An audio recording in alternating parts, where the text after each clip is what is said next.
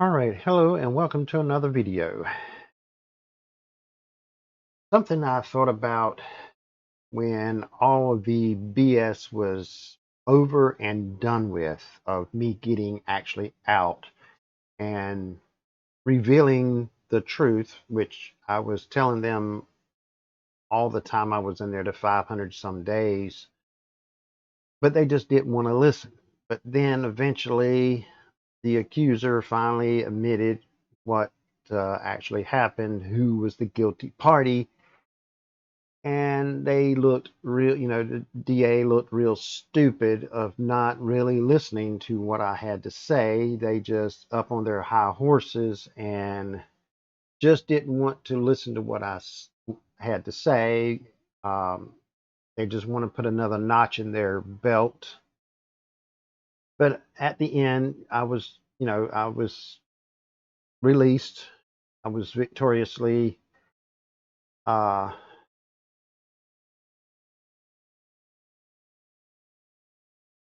it's sometimes it's hard to make these videos and talk about times back then through that time I was there. But I want to make these videos because it might help somebody else.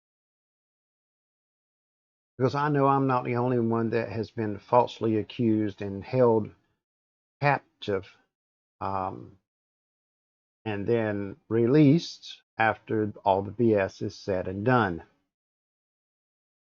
But one thing I had to think about when I went back to the society, to the public, I had to decide if I wanted to get my heating and air business back up and running. Of course, after a year and a half, pretty much I lost everybody. I had maybe a handful. I think it was like 7 people that still were calling to get their unit serviced. And it's the ones that actually kept up with what was actually going on with me, and they found that I was released, so they figured they'd call and see if I was actually still in business. For a few months, 6, 7 months, I tried to bring myself to putting the business back together, advertise here and there, Facebook and stuff like that, run ads. What little bit of money I had, because I didn't have that cash flow coming in anymore, to build it back up. But I know at that moment that what it took from the beginning to build up clientele to get it rolling and going. And before a year was up, I decided I'm just not going to put myself through that again and have to work another 20 some years to get back to where I was. It just was not worth it after all the BS I went through for no fault of my own. So I thought about it, called a few attorneys and stuff and talked to them. And that's when I decided to turn the tables. What goes around comes around, they say. So I did what I had to do to make myself financially stable because of all the BS. And that's what I did. And after about another year and a half, about the same time that I was actually held against my will, I finally got financially compensated for all the BS. And it's not just only a one time payment, it's multiple years, even from now, that will be compensating me financially. So I decided, would it be better to take this finance that I have now and try to rebuild the business? And if it works, it works. If it don't, I just have free time and I got financially um, stability anyway. I can go to work, try to build business, or I can just sit home and twiddle my thumbs or drink coffee. Either way, the money is coming in. I want to do something to get myself out of the house. And I did a little bit of heat and air. Um, but I just couldn't get back into it. I just couldn't get myself motivated to get back into it. I didn't enjoy it as much as I did before all the BS happened. So I had to figure out something else to occupy my time. And that's when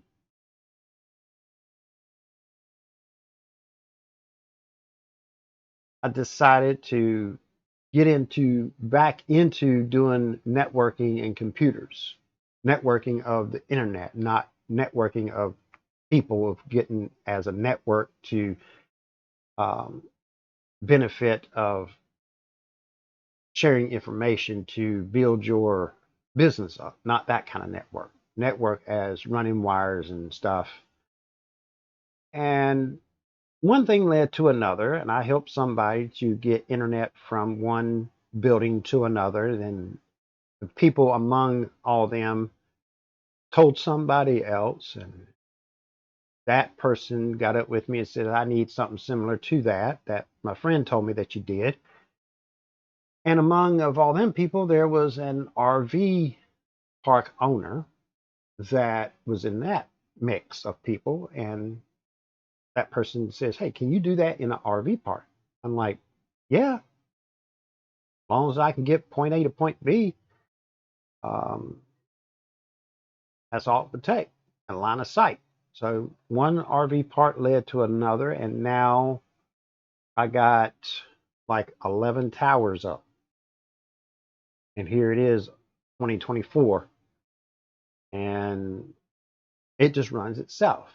So I did that to get myself out of the house, but it runs itself. Unless I'm doing some troubleshooting, installing, or relocating somebody, like if they move from one part to another or one spot to another in the same part, unless I'm doing something like that, it pretty much just runs itself.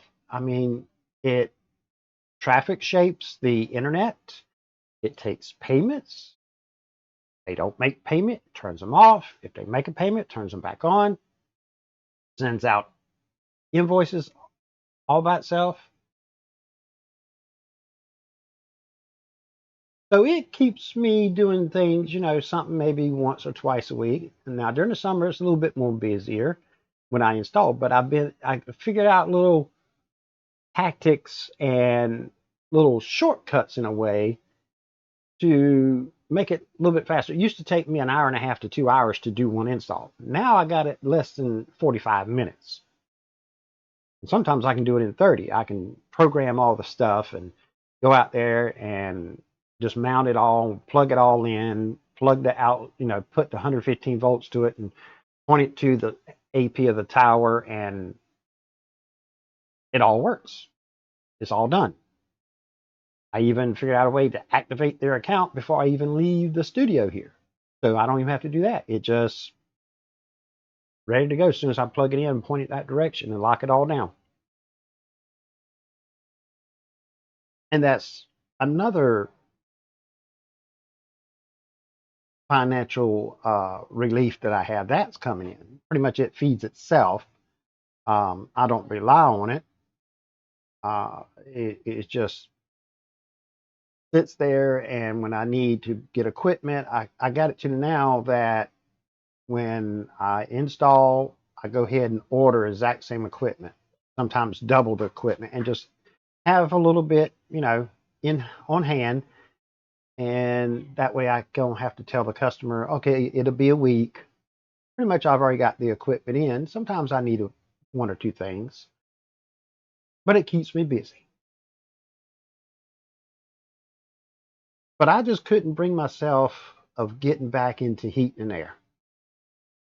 And it wasn't just that I didn't want to get back into it. I thought about it of the heavy lifting and everything. And after I set up for a year and a half, my body just, muscle tone and everything else that it was used to doing every day was not there anymore. So that heavy lifting, I would have to get physically back into that. And I'm like, I'm not going to try to push myself back into that at the age I was. Of course, I was only, 40 some years old, which I could have. But I'm like, after all that BS, I think I should be rewarded to relax for the rest of my life. Pretty much change and flip the norm. Instead of working 60, 70 years and have 20 years of retirement, why not just flip it and do the very opposite? And that's exactly what I did. If I want to get up and go somewhere, I can go. If I want to sleep in, I sleep in.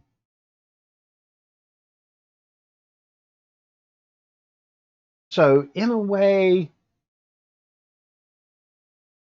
all the BS that I had,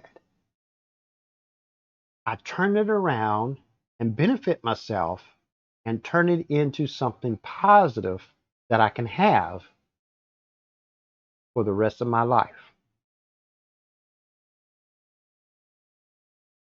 Because I feel that I deserve, after all what I had to go through, sitting in that room basically 24/7 and not able to go nowhere, not be able to talk to anybody. I mean, I go for weeks without seeing anybody, talking to anybody. Not easy.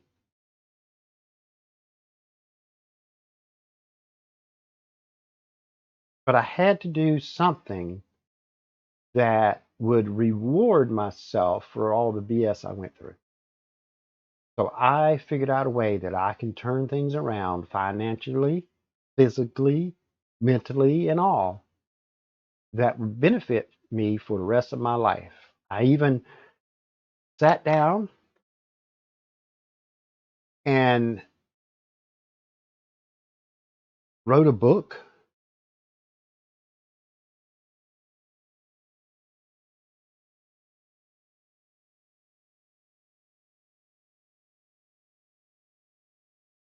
So if you want to read more of all the BS I went through, feel free to somewhere right in here get my book. You can get on Amazon. You can go to your local bookstore. Most all the major bookstores have it. They may have to order it, but it's available there. And you'll see it's not that, it's like 150 pages.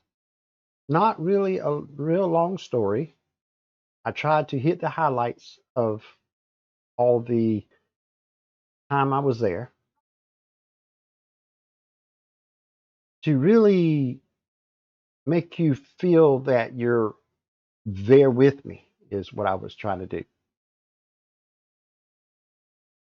So go ahead and check out the book, give it a shot, read it, leave in a comment somewhere in one of these videos of what you think of the book. But until next video, thank you for watching. Stay safe, stay out of trouble. Sometimes you can't avoid of getting captured even when you have done nothing wrong. That's the way life is. But until then, please do not forget to